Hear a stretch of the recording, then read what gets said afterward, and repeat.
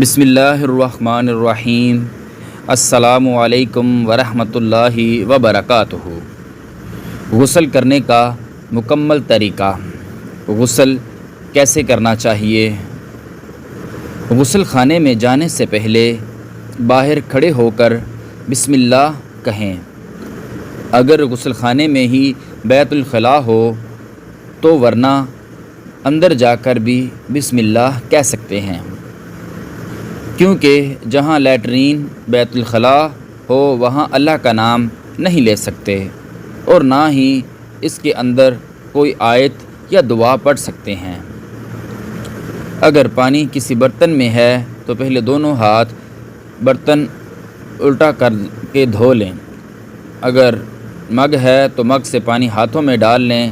اگر ٹوٹنی ہے تو شاور یا ٹوٹنی کھول لیں اور ہاتھ دھو لیں۔ اس کے بعد استنجا کریں، پھر وضو کی طرح وضو کریں، پاؤں دھوئیں، چاہے تو چھوڑ دیں۔ پھر اگر سر کے بال گھنے ہیں تو کھول لیں اور ورنہ بغیر بال کھولے گیلے ہاتھ بالوں کے اندر لے جا کر بالوں کی جڑوں اور سر کی جلد کو خوب گیلا کریں۔ البتہ اعضائے عورت اپنے بال ضرور کھولے۔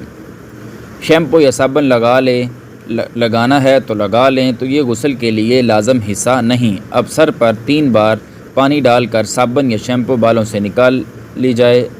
اب جسم کے دائیں طرف 3 بار پانی ڈالیں، پھر بائیں طرف 3 بار پانی ڈالیں۔ اگر جسم کو صابن لگانا ہے تو صابن لگانے کے بعد جسم پر پانی ڈالیں، لیکن صابن لگانا شرعی غسل کا لازم حصہ نہیں۔ اپنے جسم کے تمام جوڑوں اور کانوں کی جڑوں وغیرہ کو ہاتھ سے مل کر گیلا کر لیں۔ اگر چوڑیاں، بالیاں، نتھی، انگوٹھی یا کوئی اور زیور پہن رکھا ہے تو اسے اچھی طرح ہلا کر اس کے نیچے اور اندر کے حصے میں پانی ڈالنے کی کوشش کریں۔ اگر غسل کے دوران وضو نہیں ٹوٹا، یعنی نہ شرمگاہ کو ہاتھ، نہ رجے خارج ہوئی، نہ پیشاب وغیرہ خارج ہوا، تو اب دوبارہ وضو کرنے کی ضرورت نہیں، غسل مکمل ہو گیا۔ اگر وضو ٹوٹ گیا، اور اکثر عورتوں کا وضو ٹوٹ جایا کرتا ہے، تو آخر میں دوبارہ وضو کر لیں۔ حیض کے غسل کے بعد عورت کا اپنی فریج میں خوشبو استعمال کرنا مستحب ہے، جس کا طریقہ یہ ہے کہ روئی کے ساتھ خوشبو لگا کر اسے اندر لگا لے۔ خوشبو لگانے سے جراثیم مر جاتے ہیں اور بوازیل ہو جاتی ہے۔ اگر خوشبودار صابن لگا لے تو بھی وہ کیفیت کر جائے گا، بشرطیہ یہ کہ وہ احساس جگہ کی جلد کے لیے نقصان دہ نہ ہو۔ یاد رہے کہ خوشبو لگانا فرض نہیں، مستحب ہے۔ جسم پوچھنے کے لیے تولیہ استعمال کرنا جائز ہے، نہ کریں تو بھی یہ لازم نہیں، لیکن صحابہ اسے تکلیف سمجھتے اور عموماً استعمال کرنا ناپسند کرتے تھے، کیونکہ وہ سادگی پسند تھے اور تکلیفات سے دور۔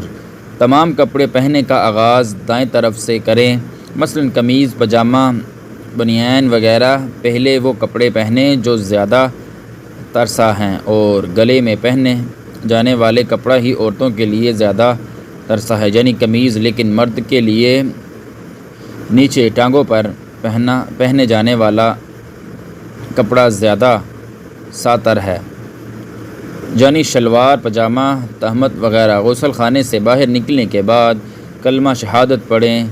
ترجمہ: میں گواہی دیتا ہوں یا دیتی ہوں کہ اللہ کے سوا کوئی عبادت کے لائق نہیں، وہ ایک ہے، اس کا کوئی شریک نہیں، اور محمد صلی اللہ علیہ وسلم اس کے بندے اور رسول ہیں۔